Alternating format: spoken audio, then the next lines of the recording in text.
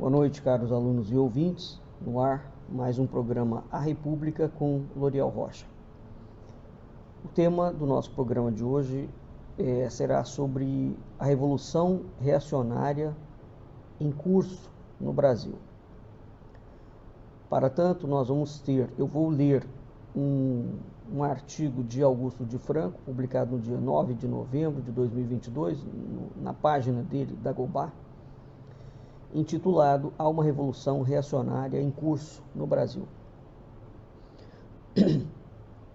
Augusto de Franco foi da esquerda, foi do PT, e ainda durante o governo do Lula ele saiu do PT e fez críticas imensas ao PT, né?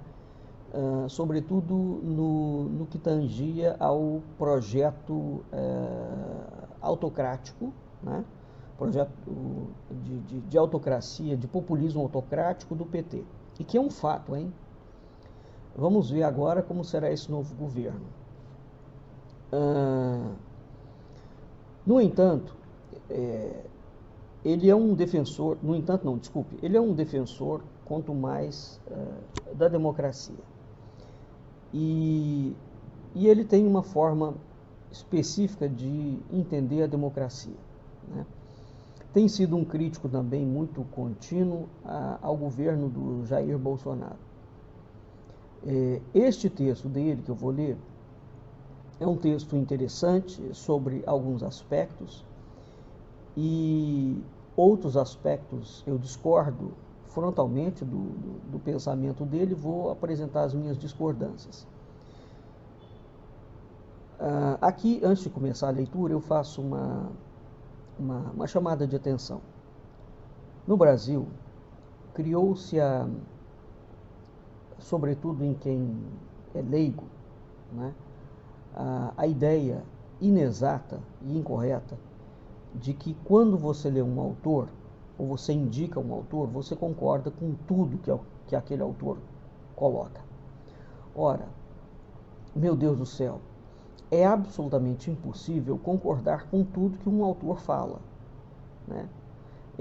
Nós podemos ter discordâncias e semelhanças de pensamento. Agora, o mais importante do que discordar e concordar automaticamente de um autor é entender o que ele está falando, né? Porque, por exemplo, o estudo acadêmico é exatamente isso. Você tem que entender o pensamento do sujeito, como é que ele estrutura o pensamento dele, para, a partir dessa estruturação, sem julgamento, a favor ou contra, a partir dessa estruturação, você entender o pensamento e aí partir para uma elaboração sua, aonde você vai concordar ou discordar, apresentando os seus argumentos, evidentemente. Porque a concordância ou a discordância, simplesmente pelo desejo de discordar, isso é coisa de criança. Isso não é coisa de gente madura intelectualmente falando e nem moralmente falando, né? Então, o debate de ideias tem que ser uma coisa civilizada, tá? Essa é a primeira coisa, uma das coisas que o Brasil vai ter que retomar. O Brasil vai ter que aprender a pensar, sobretudo a população brasileira, que destrambelhou, está numa agressividade, numa incivilidade visível, não é? Esse tipo de impostura sociocultural não pode continuar, porque ninguém consegue dialogar na base dos insultos, do xingamento, né? Bem, então vou começar aqui o artigo. Leandro Scala tuitou ontem em resposta a um fio que publiquei. Abre aspas. Precisa ser entendido que Bolsonaro é só um avatar catalisador de um descontentamento e desilusão de grande parte da população com o sistema político, judiciário e a grande imprensa. Nesse imaginário, é o golpe que lhes resta. Fecha aspas. Retuitei acrescentando. Isso é verdade. Há elementos de uma ressaca de 2013 nas manifestações golpistas dos derrotados nas urnas de 2022. É uma força não tematizada politicamente, nem metabolizada pela democracia. Ambos estão corretos. tá? Mas falta aqui o seguinte: evidentemente que uma parcela muito grande da população está revoltada, e a palavra é esta mesmo, com o sistema político, o judiciário e a grande imprensa. Isso é um fato. Em razão dos desmandos que essa gente vem cometendo, dos desmandos, da corrupção, de uma série de coisas, da impostura, da falta de ética, da má administração, enfim, tem um caminhão de coisas. Entretanto, não há um descontentamento dessa população com relação aos militares, porque os militares nunca aparecem como um dos grandes agentes catalisadores da desestabilização do país. Exatamente porque existe uma cumplicidade, uma aliança política espúria entre o sistema político, o sistema judiciário, a grande empresa, o grande empresariado e os militares. Né? Essa é a primeira ausência, lacuna do pensamento do Scalia. A segunda ausência é o seguinte: o Bolsonaro não é um avatar catalisador, né? O Bolsonaro foi um mito messiânico, um mito político, um messias político, atuando com todas as linhas dentro do messianismo político, criado pelos militares. Ele é um projeto militar. Este governo que termina e que foi absolutamente desastroso e apátrida é um projeto militar. Este projeto militar foi desenhado, ele está enquadrado dentro da chamada doutrina de segurança nacional. Eu já perdi a conta da quantidade de vezes que eu falei sobre isso. Então, excluir os militares desta questão é algo muito grave. Os jornalistas e os intelectuais e os políticos têm feito isso. Tá? E o grande mal da nação brasileira, eu falo isso, olha, sem medo de errar. O grande mal da nação brasileira é exatamente a atuação política das Forças Armadas. Né? É a politização de uma força de Estado. E digo mais, qual é a solução para isso? A solução para isso nós deveríamos buscar no modelo da Colômbia. Tá? A Colômbia tem um mecanismo ligado às Forças Armadas que é uma coisa absolutamente interessante e exitosa. Desde o século XIX, as Forças Armadas na Colômbia, as forças policiais são proibidas de falar qualquer coisa sobre política. Se um militar ou um policial na Colômbia falar sobre política, ele é exonerado do cargo, ele perde todos os seus direitos e vai para a cadeia. Um segundo ponto na Colômbia: Forças Armadas e militares não votam, eles são proibidos, eles não constituem classe votante. Eu acho isso um modelo primoroso. Enquanto o Brasil não adotar uma medida de enquadramento da politização das Forças Armadas, porque elas têm uma estética, a doutrina de segurança nacional, entre outras coisas, formula uma estética de militarização da sociedade. Tá? Uma sociedade não é uma estrutura militar. Bem, então, nem o Scalia, nem o Piero Leiner, nem o Pimentel, aquele coronel, nem o Augusto de Franco, nem todos eles que falam sobre os militares, no máximo eles recuam até 64, que é essa equipe que está aí no governo com Bolsonaro. O projeto militar não é de 64. Os militares que estão agora ocupando o governo, eles não estão seguindo o projeto de 64. O projeto não é 64. O projeto é a doutrina de segurança nacional. O projeto é do início do século XX.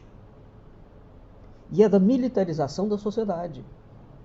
Enquanto isso não for falado com clareza, o Brasil não sai desse buraco. Tá? Então o Bolsonaro é um mito político fabricado. Aí é preciso entender o que é o messianismo político.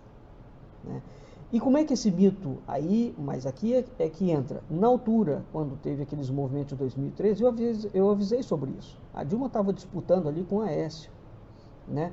Falei, olha, existe um anseio da população que está catalisado no mito do messianismo político. O Aécio Neves está protagonizando isso, e quando ele perdeu as eleições, eu avisei, falei, o psiquismo brasileiro ficou solto. Quem catapultar esse psiquismo vai fazer história. Dito e feito. Então existe uma coisa aqui, que este pensamento brasileiro de indignação com a estrutura institucional brasileira foi criado pela grande imprensa. Esse é o primeiro ponto. Tá? O Brasil tem roubo? Tem, claro que tem. Tem esquemas? Tem. Mas a grande imprensa, ela não só denuncia, ela não faz um processo de jornalismo isento. Ela faz um processo de denunciação caluniosa, que são coisas distintas, hein? Uma coisa é você denunciar a corrupção, outra coisa é você, através do empacotamento jornalístico, você trabalhar para destruir as instituições brasileiras. Esse é o ponto aqui. Então, é preciso juntar alhos com bugalhos. Né? A população está insatisfeita com o sistema político, o judiciário e a grande imprensa? Está. Ninguém, em sã consciência e honesto, não enxerga isso. Né? Bem, agora, a forma como essa insatisfação se formou, né, é outro detalhe. Então, o Bolsonaro é um mito político. A insatisfação não foi construída aleatoriamente, ou seja, saiu da própria população uma consciência do processo. Tá? Não há consciência do processo, existe uma indução silenciosa, que foi trabalhada pela mídia durante muitos anos. E neste trabalho da indução do desmonte das instituições, existiu o trabalho simultâneo de afiançamento das Forças Armadas como grande poder moderador e o principal poder político do Estado brasileiro. Esse é um ponto. O Augusto Franco não toca isso, e nenhum dos comentaristas sérios que estão falando sobre a militarização da política estão falando sobre isso. Eles se recusam a falar sobre a doutrina de segurança nacional. Eles se recusam a ultrapassar a linha de 64. Tá? E é preciso ultrapassar. Será preciso fazer uma crítica muito contundente, como, por exemplo, o Gessé de Souza vem fazendo às linhas historiográficas brasileiras. Sobretudo ao Sérgio Buarque de Holanda, por exemplo, e ao Gilberto Freire. Enquanto o Brasil não fizer esse trabalho de base, nós não vamos conseguir sair desse buraco. Tá? Bem, então, ambos estão corretos e falta a ambos, no meu entendimento, este ponto aqui, que é o ponto que eu coloquei. O messianismo político, historicamente, ele nunca surgiu espontaneamente da população. Sempre houve um Messias, e geralmente alguém que sabe o que está fazendo. Ele não é um aloprado, ele tem um objetivo, e o messianismo político se comporta de uma forma X ou Y. O Lula foi um messias político, meu Deus do céu, eu já falei muito sobre isso. Né? E é até hoje, hein? Bem, agora, há diferenças nos projetos. Então, o que aconteceu em 2013 não foi por conta da Dilma Rousseff. Tá claro? A Dilma Rousseff é o epicentro de um processo em que aquilo eclode, digamos assim. Agora, evidentemente que se o judiciário brasileiro, o empresariado brasileiro e o sistema político brasileiro não prestarem atenção ao que está acontecendo no país, a situação pode ficar muito grave. Né? Eu não creio numa revolução em larga escala. É preciso entender o que eu estou chamando aqui de revolução, porque o Brasil é um país muito grande, em termos de dimensões continentais. Tá? Quando um país é muito gigante, enquanto extensão territorial, quando você pegar a Rússia, quando você pegar a China, né, aquelas revoluções elas só podem acontecer de uma forma diferente. Né? Ela não parte via de regra do povo, ela parte de uma estrutura muito forte, né? Via Estado, via de regra, e evidentemente você tem agentes sociais que mobilizam através de células. Exceto nessa circunstância, é impossível haver uma revolução colorida, como por exemplo aconteceu na Hungria, como aconteceu na Alemanha, como aconteceu em Cuba, né? Como aconteceu no Chile, como aconteceu no Egito. Por quê? Porque são países pequenos. Em termos de escala, como aconteceu na Venezuela, com o Hugo Chávez, que é uma figura horrorosa. Horrorosa. Então, mas isto não impede de que vá se fomentando um outro tipo de revolução. Então, quando a gente fala em revolução, e eu não vou explicar aqui agora o que eu estou entendendo por isso, né? Eu só estou dizendo que há revoluções e revoluções, há formas distintas de fazer. Você hoje não precisa de botar tanque na rua para desestabilizar os países, para tomar o poder. Isso não existe mais, tá? Exceto em casos... Quem tem feito isso são os Estados Unidos. Quando eles assaltam os países para tomar 100% das reservas de petróleo. Mas no caso do Brasil, nem isso os Estados Unidos vão fazer. Nem os Estados Unidos, nem ninguém, nem China, nem Rússia, nem ninguém. Porque, repito, o Brasil tem uma dimensão continental enorme. Então, até para você pensar em invadir o Brasil, é complicado. Você vai invadir por onde? Pela Amazônia ou pelo litoral? Entende? É impossível invadir um país do tamanho do Brasil. É impossível você declarar guerra para um país do tamanho do Brasil. E com a configuração territorial brasileira. Né? É preciso tirar essas tolices de cabeça. Bem, evidentemente que, então, conforme o que eu falei, desde 2013, eclodiu um sentimento psíquico no campo social, no campo psíquico da nação, que está solto. E ele continua solto. E esse é um perigo. Mas ele está solto e ele sendo fomentado, né, ele vai criando uma bola de neve. Tá claro? Se houver uma figura, se o Bolsonaro não fosse um oligóide, psicopata, né, uma criatura completamente disfuncional, eu não estou insultando, não, eu estou categorizando. Estou categorizando ele, né, em termos de científico. Ele é oligóide, ele é psicopata e ele é uma criatura disfuncional. Um homem completamente descomposto, sujeito deselegante, só fala palavrão o tempo inteiro. Ele não é exemplo de absolutamente nada, aquela figura grotesca. Ele é uma figura grotesca, bárbara.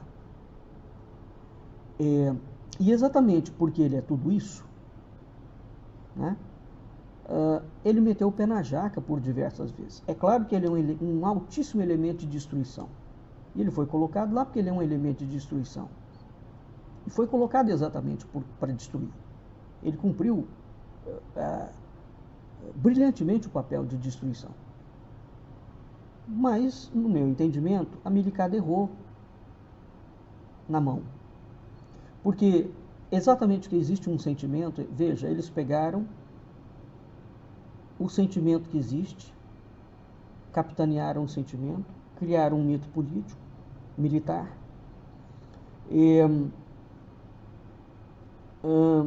mas eles pegaram um indivíduo que não tem respeito por nada nem por ninguém e que é uma pessoa completamente grosseira, impossível de você lidar, porque o sujeito não sabe sequer conversar.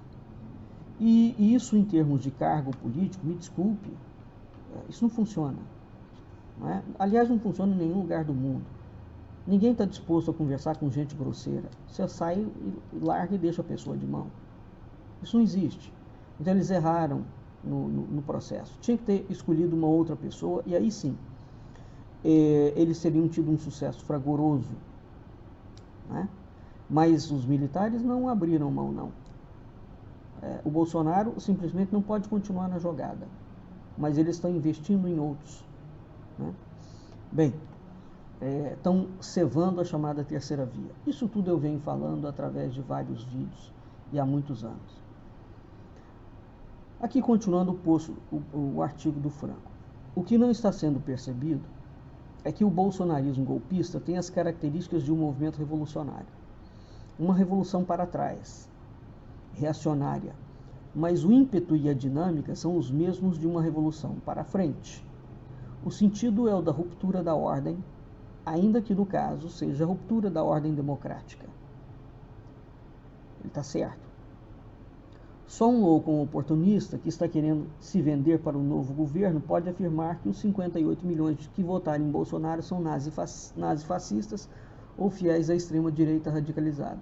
Se fosse assim, não haveria chance para a democracia. A única saída seria o aeroporto. Ele está correto. Muitas pessoas que votaram pelo Bolsonaro votaram contra o sistema que estava ali. E com um sentimento antipetista. Isso ficou claro. Agora, por outro lado, essa frase do Franco é uma frase ridícula, né? Porque o fato de uma minoria ter votado, uma minoria que ele admite que é nazi-fascista ou de extrema-direita radicalizada, são as minorias que promovem as revoluções. Então o que ele falou é uma tolice imensurável. Não houve uma única revolução no mundo, que foi promovida pela maioria. A maioria é movida pelo consenso, né? O povo não tem massa pensante, quando você considera ele enquanto massa. Qualquer indivíduo sabe disso. Então você tem que ter jargões que levem àquela massa. É por isso que o povo é considerado como massa de manobra, pelas estruturas. Você consegue ter um efeito de consciência e de cognição em pequena escala, com pessoas isoladamente. Com pessoas, com um coletivo, você não consegue ter pensamento de escala. Você não consegue ter pensamento de cognição exata, exatamente pela escala. Tá? Então o que ele está falando é uma tolice enorme. Não importa se o número de gente que vai fazer a revolução. Os autores e os gestores do processo são sempre uma quantidade de gente muito pequena. Isso é a mesma coisa dizer, as Forças Armadas como um todo, com não sei quantos mil funcionários públicos dentro dos quadros, não são golpistas. Não tem nada que ver uma coisa com a outra. Nada, nada, nada. Né? Enfim, continuando. Mas se os revolucionários reacionários, dispostos não só a falar, mas a agir em prol da ruptura da ordem democrática, forem uns 20% dos 58 milhões que votaram em Bolsonaro por vários motivos, isso já será uma quantidade de difícil metabolização pela democracia. Né? Então, aqui ele começa a falar alguma coisa que está correto. Né? Não é uma quantidade de difícil metabolização pela democracia. É algo muito mais além do que isso. O que está acontecendo no Brasil de hoje não é o golpe de Estado, porque Bolsonaro não tem força político-militar para tanto. O que parece estar se ensaiando é uma revolução antissocial. As pessoas não estão vendo isso porque, acostumadas com as revoluções para frente, rumo aos amanhãs que cantam, não conseguem nem cogitar, quanto mais perceber os sinais de uma revolução para trás, reacionária. Mas o caráter do movimento, como já foi dito, é o de ruptura da ordem, a ordem democrática, chamada pelos insurgentes de o sistema. Sinceramente, isso para mim é de uma incongruência enorme o que ele fala. O que aconteceu no Brasil é golpe de Estado, sim. O golpe começou quando a Dilma Rousseff foi deposta. Naquela altura, o Supremo vinha fazendo uma sequência de juristocracias que era uma das coisas mais impressionantes do mundo. Né? Quando ele prendeu o Eduardo Cunha, por exemplo, o Supremo não tinha autoridade jurídica. A Constituição define o que o Supremo pode fazer. O Supremo não pode prender político. Tá? Ele não pode caçar, simplesmente ir lá e catar o presidente da Câmara e arrancar ele, porque ele é corrupto. Ele não tem autorização. Aí ele tentou fazer isso com o Renan Calheiros. O Renan Calheiros deu um basta. O Renan Calheiros falou, nem tente. Nem tente. E eles pararam. Mas o Cunha, como já estava envolvido naquela sequência de corrupção e de desmoralização que a mídia estava fazendo, o Cunha foi e não reagiu. O que foi curioso aquilo ali também, né? Porque ele poderia não ter reagido. O Supremo não pode fazer isso.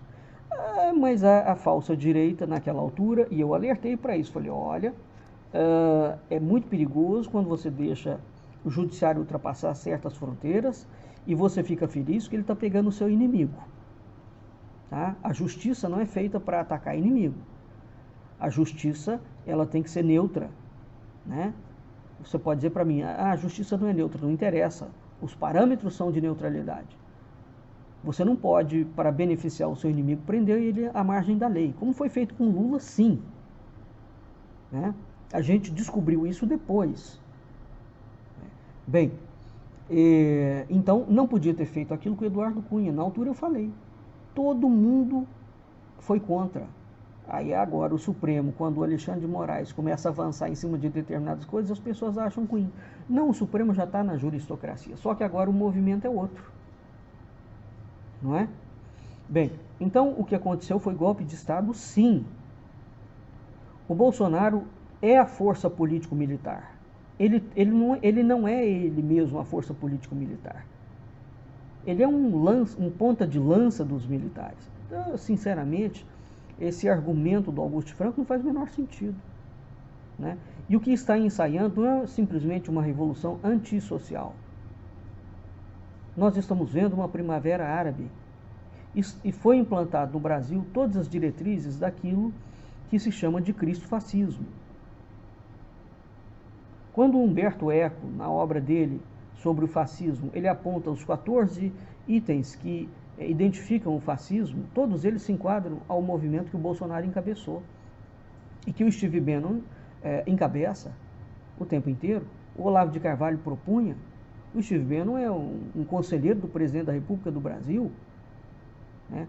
O filho bananinha dele, o Zero não sei das quantas, vai o tempo inteiro se encontrar com um camarada lá fora.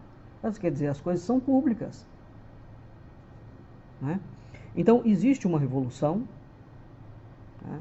Ela é messiânico, populista. Né? Ela lançou mão do messianismo político para capturar aquela mentalidade. A captura foi feita, depois da captura feita, aí você avança para onde quer. Só que eles achavam que eles iriam controlar, como sempre, os militares têm um erro estratégico. Eles acham que eles vão controlar um país do tamanho do Brasil. Não conseguem. E quando uma massa, uma turba, fica enfurecida, ela sai do controle de qualquer um. De qualquer um. Tá? É muito perigoso você insuflar revolução, sobretudo no tamanho do Brasil. Vamos ver aonde esse negócio vai dar. Continuando. Nas democracias, as pessoas têm o direito de ser contra a democracia e de falar contra a democracia. Tem mesmo. O que não podem é agir para derrubar o regime democrático. Há uma zona cinzenta entre uma coisa e outra, como mostrou Hélio Schwartzman em seu artigo hoje na Folha intitulado Como a democracia deve lidar com manifestações contra a democracia. Se formos caçar a liberdade de expressão, o resultado pode ser o inverso do esperado. Mais ressentimento acumulado, mais ativismo antissemita brotando, antissistema brotando. Discordo do Augusto Franco. Nas democracias, as pessoas têm o direito de ser contra a democracia e de falar contra a democracia. E elas podem lutar para derrubar o regime democrático? Sim, senhor. Veja o caso exitoso da Islândia, por exemplo. Vamos citar casos exitosos. Né? O caso da Hungria, embora eu não concorde com o regime que se instalou, mas foi legítimo sim. Tá? Quando a população, quando os políticos e o sistema não te fornece mecanismos de você barrar o sistema, e no caso do Brasil os mecanismos não são oferecidos, a desobediência civil pacífica existe sim. Veja Gandhi na Índia, o próprio Nelson Mandela na África do Sul, lutando contra o apartheid. Você tem sim o direito de lutar contra a democracia quando ela não é democrática, né? Quando todos os atores institucionais estão corrompidos. Agora, há formas e formas de fazer isso, né? Então, o Auguste Franco peca excessivamente por essa, como se a democracia fosse uma instituição ilibada. Não, ela não é uma instituição ilibada, ela tem muito problema, né? Então, é preciso entender o problema e separar alhos de bugalhos. Então, essa é a minha opinião. Ele tem a opinião dele, né? O povo tem que aceitar passivamente tudo aquilo que está acontecendo? Não, o povo tem direito de se manifestar. O problema é que a forma como essa manifestação foi conduzida, né? Que é diferente do caso da Islândia, é diferente do caso de uma liderança política séria como Nelson Mandela, é diferente de uma liderança como foi o Gandhi contra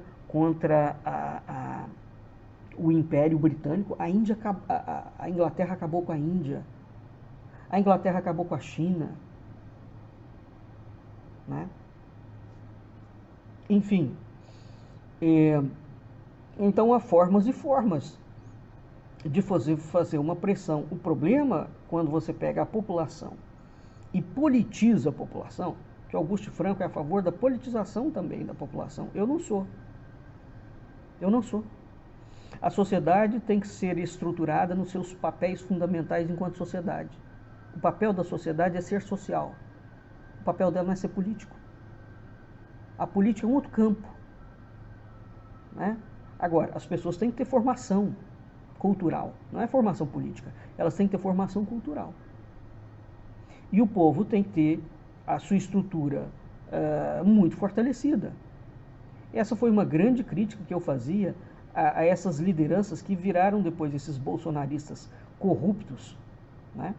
Esses vendilhões do tempo e esses revolucionários, esses milicianos digitais. Eu conversei com toda essa gente, eles vinham falar comigo. E sempre fui a favor e manifestei a opinião que eu estou manifestando agora. O povo não pode ser manietado a favor de nenhum partido político. O povo não é para ser endeusado. Não é para fazer militância política, né? Porque a militância da sociedade transforma aquela sociedade, e tudo que não fizer parte numa máquina de guerra, e tudo que não fizer parte daquele viés e daquele espectro político, essa sociedade vai passar a combater e a eliminar. Esse é o problema. Agora, se você tem uma massa crítica formada, em que a sociedade tem consciência de si, dos seus direitos, do que ela quer, né? A Islândia fez um processo muito sério, por exemplo, de mandar os banqueiros embora. Eles estavam acabando com ela. Talvez seja o melhor país do mundo para se viver hoje. Uma população pequena, evidentemente. É o que eu estou dizendo. O problema do Brasil é a escala, tá? Então tem que ter muito cuidado com o que vai fazer aqui, porque as coisas podem sair do controle, dependendo da escala e do volume, e por interesses completamente difusos, você não vai ter uma uniformidade de entendimento. Os pontos são muito difíceis, tá? Então é muito complexo tratar com o Brasil, porque as pessoas também têm os seus interesses particulares e às vezes querem se alçar ao poder, né? E utiliza a população como trampolim. Bem, mas aí o Augusto coloca aqui uma coisa correta, que o volume que foi criado e que a mídia, por exemplo, que não divulga o que está acontecendo, e ela tem que divulgar, porque isso não é um sintoma, isso é um ato concreto já no seio da nação brasileira, né? Ele vai fazer 10 anos, veja, quando ele eclode em 2013, nós vamos para 2023. Tem 10 anos essa mentalidade e ela não retroagiu, porque ela foi fomentada pelo militar Olavo Bolsonarismo, e ela vai continuar sendo alimentada. Então a tendência da coisa é agravar, não é melhorar, é agravar, né? Agora, por outro lado, realmente, o que vai acontecer? E o Augusto Franco está correto. A censura e a repressão não são remédios eficazes contra a revolução reacionária. Não adianta deletar publicações golpistas, banir usuários do Facebook, do Instagram, do Twitter, do YouTube. Claro que isso deve ser feito, mas é insuficiente. Pois é um engano imaginar que o partido digital bolsonarista se organiza nas mídias sociais e no YouTube. Ele se organiza em listas de transmissão e grupos de programas de mensagens usados antissocialmente, WhatsApp e Telegram. Enquanto cerca de 2 dezenas de hubs bolsonaristas continuarem articulados, estejam onde estiverem, inclusive no exterior, tanto faz, e milhões de pessoas estiverem em listas de transição e grupos do WhatsApp e do Telegram, o bolsonarismo continuará existindo como um corpo orgânico e continuará criando redes de sociabilidade, de formação de identidades em localidades e setores de atividade que dificilmente serão desfeitas só porque Bolsonaro perdeu a eleição. Eu já fiz um programa sobre isso, sobre o funcionamento dentro das linhas. Isso faz parte do novo modelo da extrema-direita, nazi-fascista. Tá claro? Então, evidentemente que a censura pura e simples, idiota, sem, primeiro, admitir que nós estamos diante de uma primavera árabe dentro do Brasil. Né? E por que o judiciário não tem interesse nisso? Os políticos não têm interesse nisso, sabe por quê? Porque eles vão chegar em empresários, eles vão chegar em banqueiros e eles vão chegar nos militares. Sim, nos departamentos, nos porões da ditadura militar, eles vão chegar lá.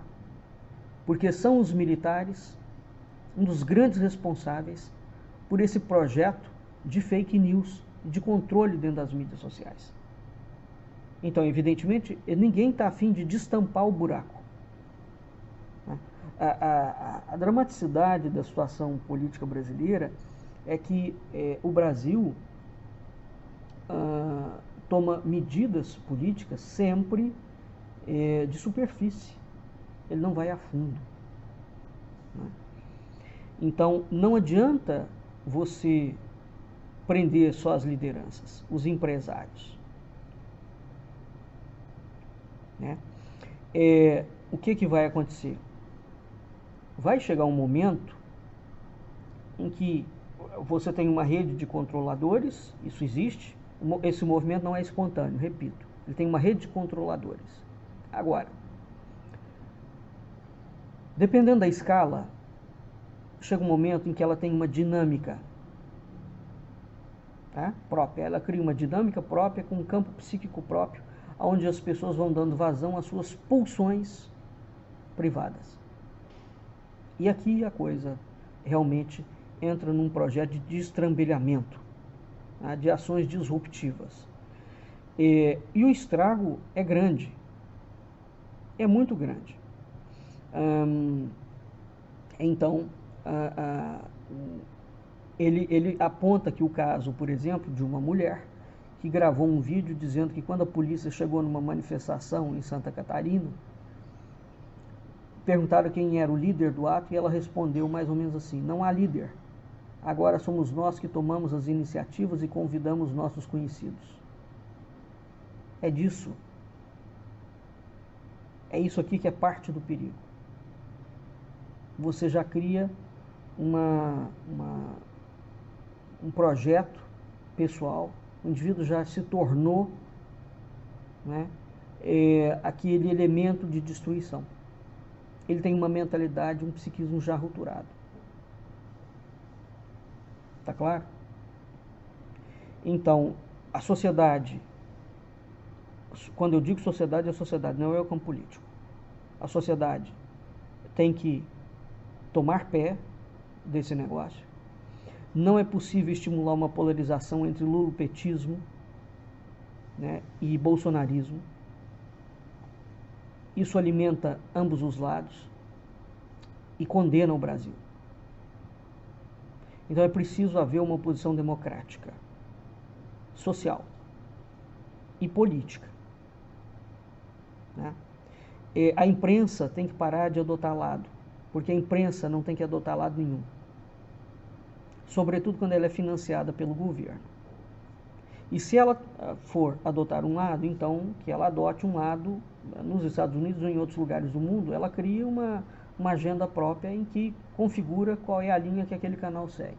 A gente não tem nenhuma linha que nenhum canal brasileiro segue, definida.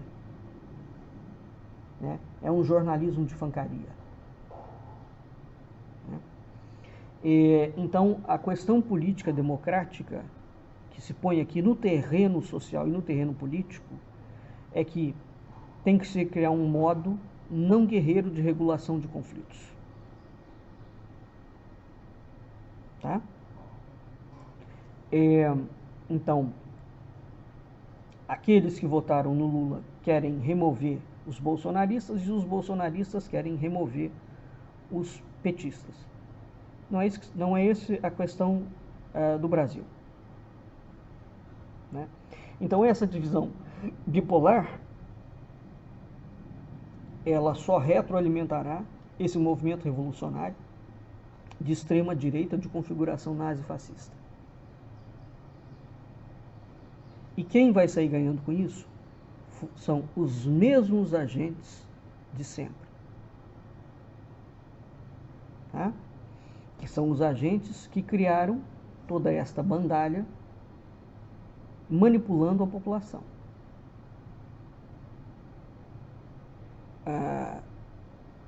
De modo que, quando um governo, para finalizar, assume o poder, exatamente o que ele assumiu,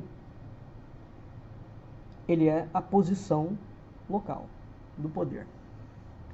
É legítimo e é correto fazer oposição democrática ao governo. Ponto. Então, quem está na posição, ele tem uma oposição. Você não pode aniquilar a oposição política. Uma coisa é a oposição política. Outra coisa é esta oposição tratar quem está no poder como um inimigo e trabalhar para eliminar. Política não é guerra. Eu também já falei isso por diversas vezes. O militar Olavo Bolsonarismo trata a política como guerra, porque eles seguem exatamente a doutrina de segurança nacional. Você tem um inimigo, você tem que identificar o inimigo e ele tem que ser eliminado, fisicamente e simbolicamente. Isso vai levar o Brasil à destruição. E o projeto deles é esse mesmo, é levar o Brasil à destruição, é alterar todas as estruturas do Estado, e o povo está sendo usado como massa de manobra nesse sentido. Né? É preciso realmente entender por trás do cenário o que está acontecendo no momento agora brasileiro. Tá bom? Então, há uma revolução em curso, ela não terminou com a eleição do Lula, e, pelo contrário, eu acho que a tendência é agravar, a continuar lidando com ela como as autoridades e as elites brasileiras estão lidando. O cenário é muito sério. Eu venho falando isso desde 2013. Vou continuar falando. Vamos ficando por aqui e até o nosso próximo encontro.